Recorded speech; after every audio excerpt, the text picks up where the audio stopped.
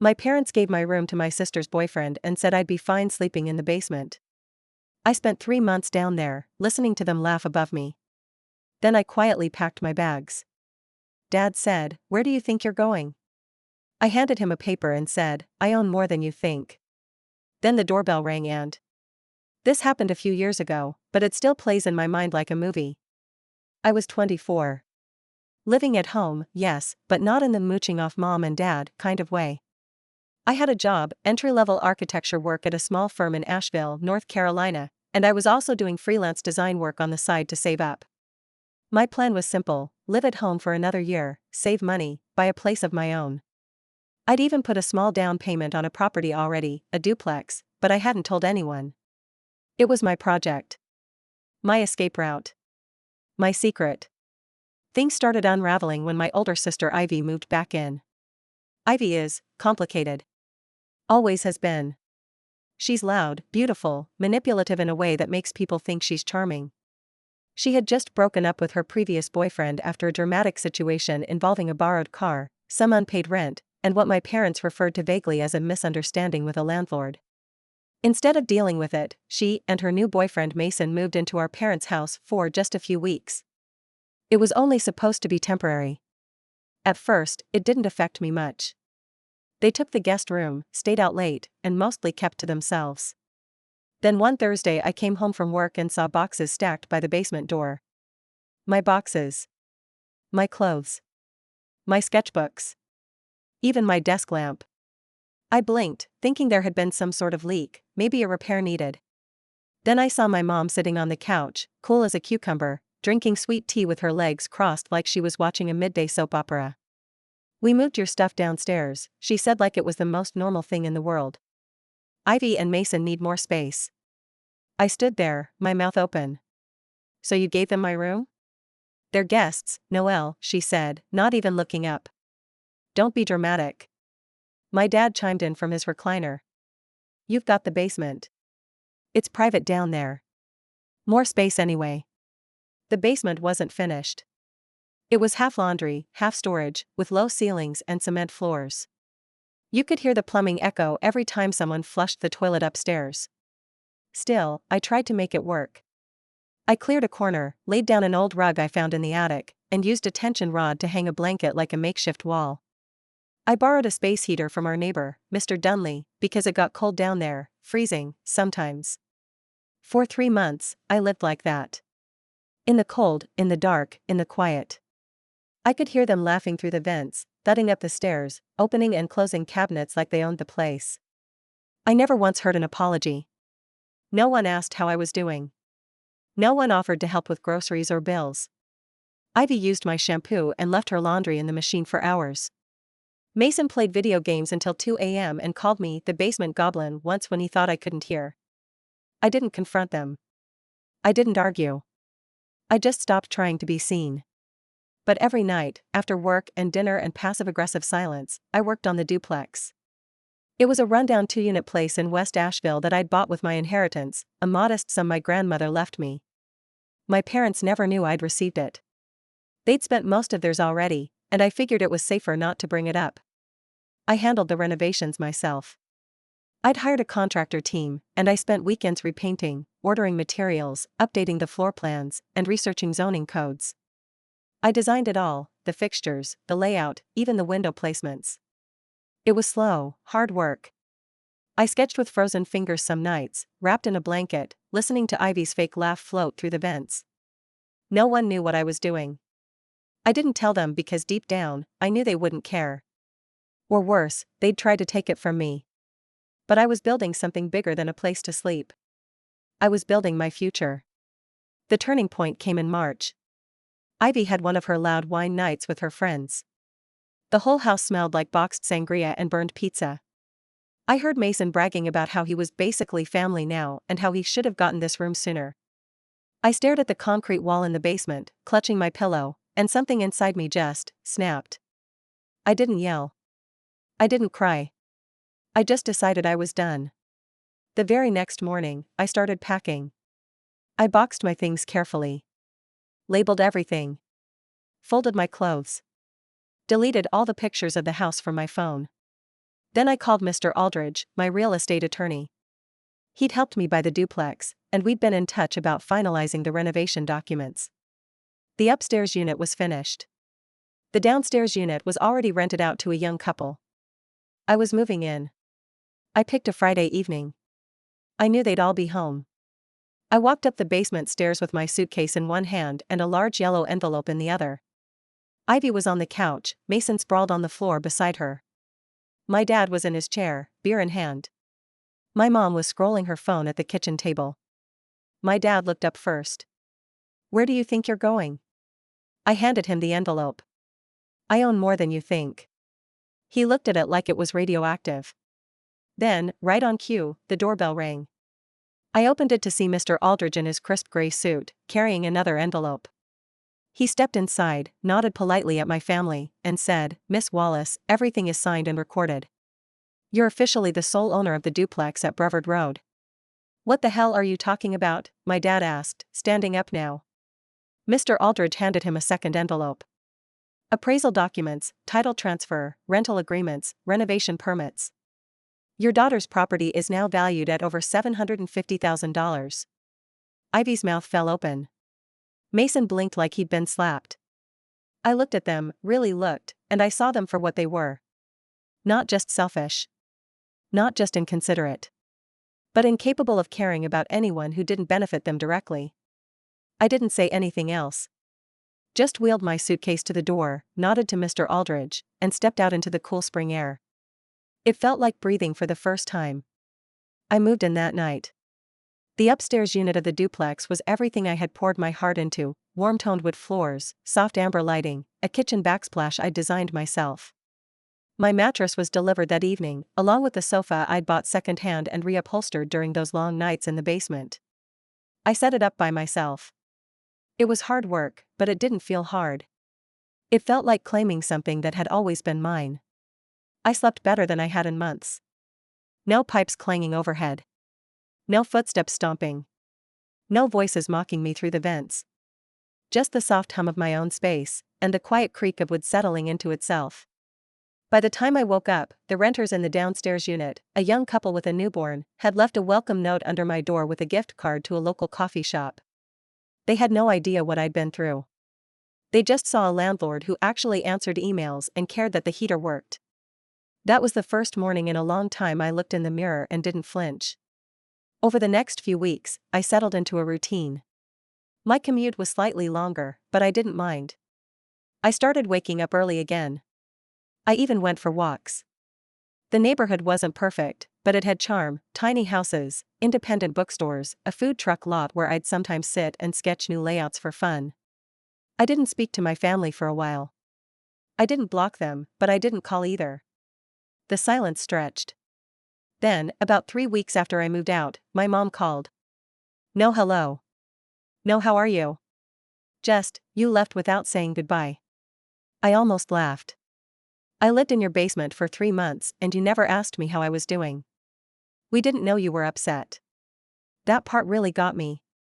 Not because I expected them to care, by then, I knew better, but because the way she said it felt like an erasure. Like I hadn't been there, silently folding into myself night after night. You never asked, I said quietly. I didn't scream or slam doors, but I was drowning. She got quiet. Then, Ivy and Mason broke up. He's staying with his cousin. Your father and we didn't expect things to fall apart like this. I didn't know what to say. I wanted to feel something. Anger, maybe. Or satisfaction. But all I felt was tired. You made a choice, I said finally. Now I've made mine.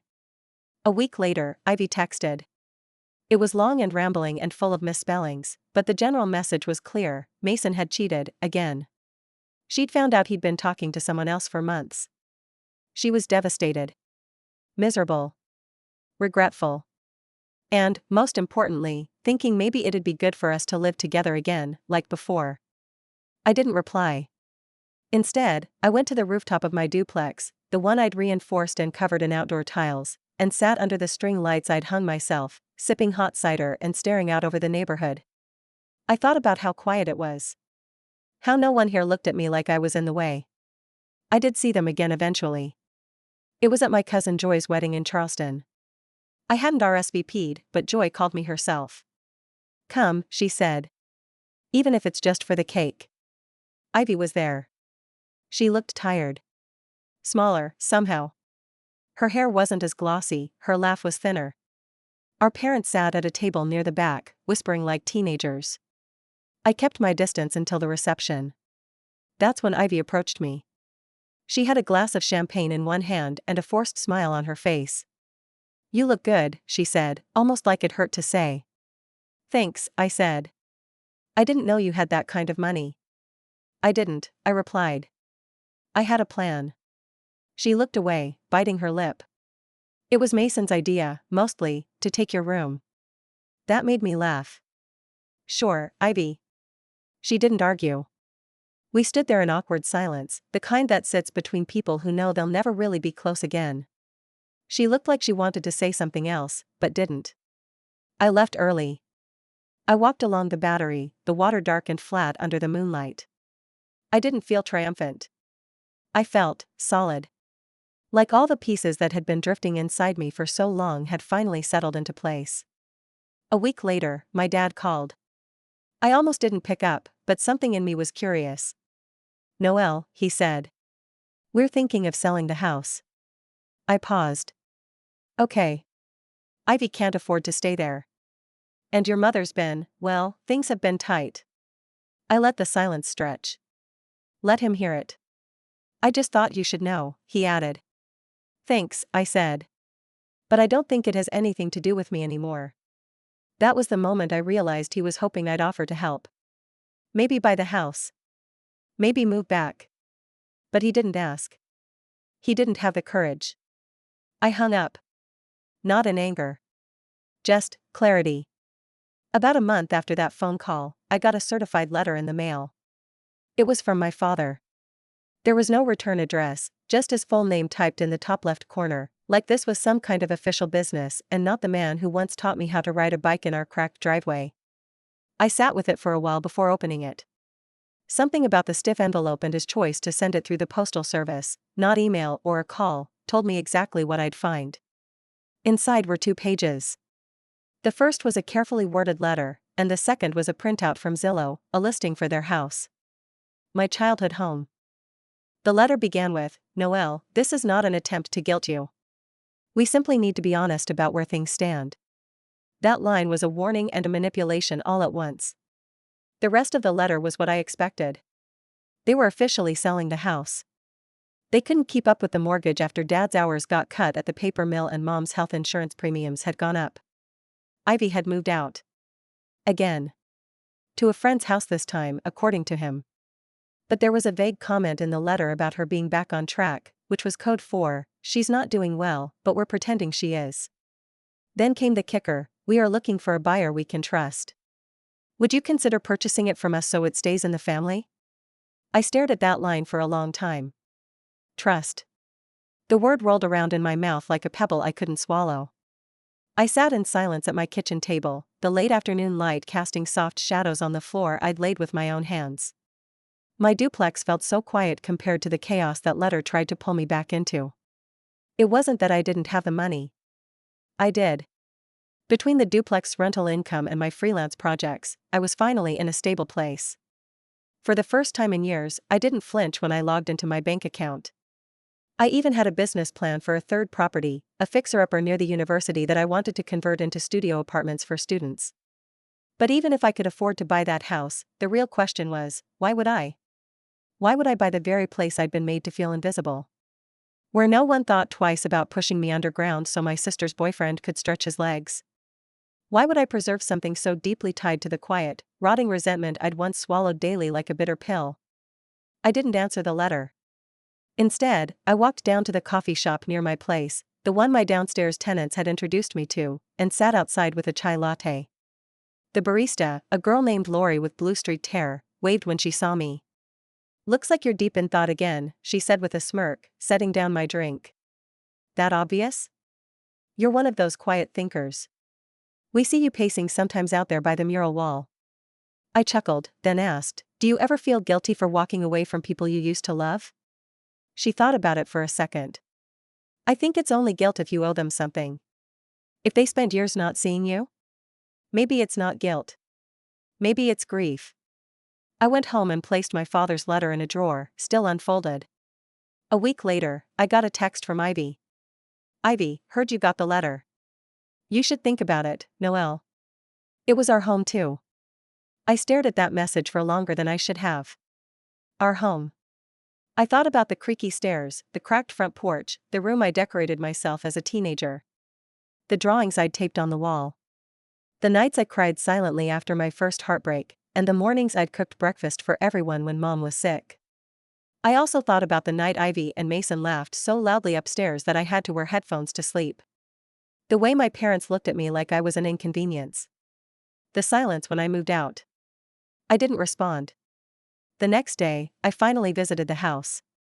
I parked on the street and just sat there, looking at it from behind the windshield. The garden Mom used to keep had wilted. The shutters were chipped. The front window had a crack in it, spreading like a slow-moving lightning bolt. After 10 minutes, I got out. I didn't knock. I didn't even go to the door. I just walked along the side of the house to the backyard and looked at the old swing set that was still half buried in weeds. One of the swings, the one my dad had installed crooked, still leaned like it was too tired to hang straight. I stood there for a while. Maybe I was saying goodbye. Maybe I was just seeing it clearly for the first time. As I turned to leave, I saw my mother watching me from the back porch window. She didn't wave. She didn't open the door. She just looked at me like she didn't know what I was anymore. That night, I called Mr. Aldridge and told him I wouldn't be placing an offer on the house. I figured as much, he said gently. You're not the kind to repeat the same story twice. He was right. Instead, I doubled down on my third project, the student apartments. I toured the property again, took notes, and spent a whole weekend sketching out renovation plans. I even asked Lori from the coffee shop if she'd be interested in renting one of the units when it was done. She said yes. Said her girlfriend was looking for a place, too. It felt like a life being built, one I was fully in charge of this time. A life with doors that opened because I made them. Not because someone gave me permission. But of course, the peace didn't last long. 2 months later, I got another letter. Not from my parents. From a bank. Apparently, Ivy had taken out a loan last year with our parents as co-signers, using the house as collateral. And now, with the house about to go into foreclosure, they were trying one last Hail Mary. They'd put me down as an emergency contact. They hadn't asked. They'd assumed. I stared at the letter from the bank, my fingertips going numb despite the early summer heat wafting through my window. They'd put me down as an emergency contact, without asking. No call. No text. No warning. Just another line drawn in permanent marker that I'd never agreed to. It wasn't just a mistake. It was a statement. They thought I'd step in. That I'd feel guilty enough, or attached enough, to bail them out. That old version of me, the one in the basement, quiet and cold and too tired to fight, would come crawling back with a check and a meek smile. But I wasn't her anymore. I called the bank the next day and confirmed what I suspected. The house was headed to foreclosure in 6 weeks. Ivy had defaulted on her loan, something about a boutique business idea that had hit unexpected marketing challenges, which sounded like influencer speak for I blew through it at anthropology and forgot about interest. The bank had contacted my parents. They had nothing left to give. So naturally, they turned to me. I asked the representative on the phone a few questions, calmly. Took notes. Then I asked if the house would be going to public auction. Yes, she said. Unless someone steps in with a full payoff, which is unlikely at this stage. I said thank you and hung up. I didn't tell anyone what I did next. Not even Mr. Aldridge. 3 weeks later, the house was listed at public auction. The morning of the sale, I logged in through the county's digital bidding system, coffee in one hand, quiet resolve in the other. I watched the numbers climb slowly.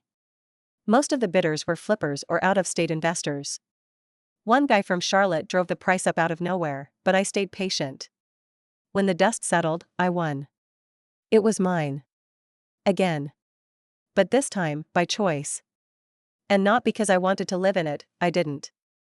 I never wanted to step foot inside that place again unless it was to tear down the moldy curtains and fumigate the entitled ghosts of family memories.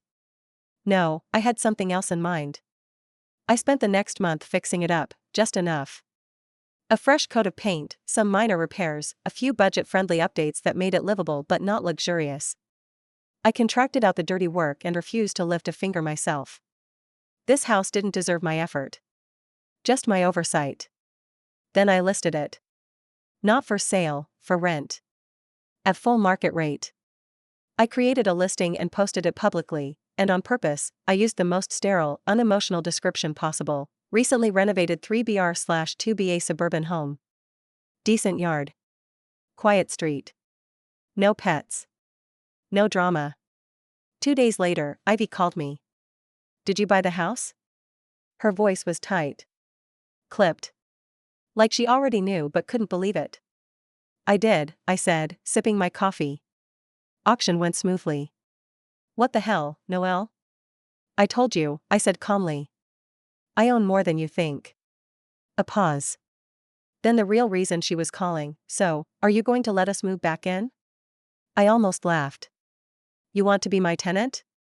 We grew up in that house, she snapped. It's not just yours. No, I said. It really is. But, I'll give you the same application as everyone else. You can submit income verification, credit check, and rental history. If you qualify, you'll pay market rate, just like any other tenant. She hung up.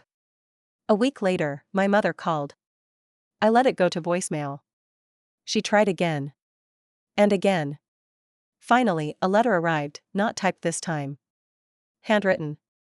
Blue ink, familiar cursive. A long, meandering blend of memories, guilt, and veiled requests. She wrote things like, "We always thought we were doing what was best. Ivy didn't mean to hurt you.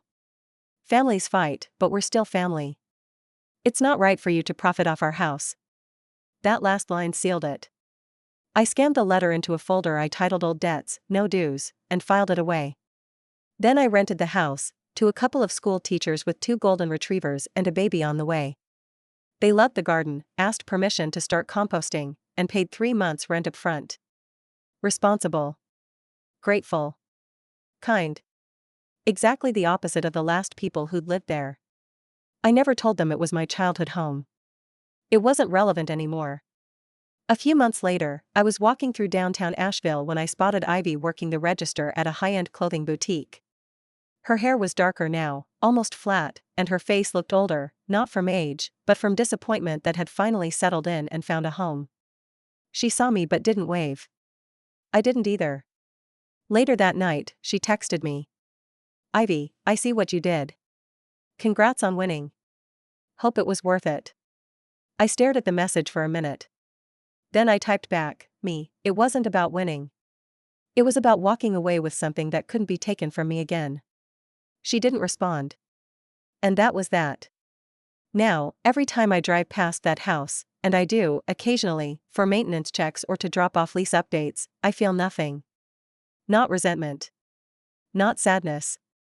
Just distance. I go home to my own place. My duplex. My warm floors and hanging lights and framed sketches on the walls. I keep building. I keep working. I bought a 4th property last month. A quiet little cottage I'm turning into an Airbnb for artists who want a weekend retreat. Funny thing is, I still have the envelope my father handed me that night. The one he didn't even bother to open. Sometimes, I pull it out just to remind myself, I didn't get lucky. I worked in the dark. And I built my way out. That's the part they'll never understand. And that's why I'm finally free.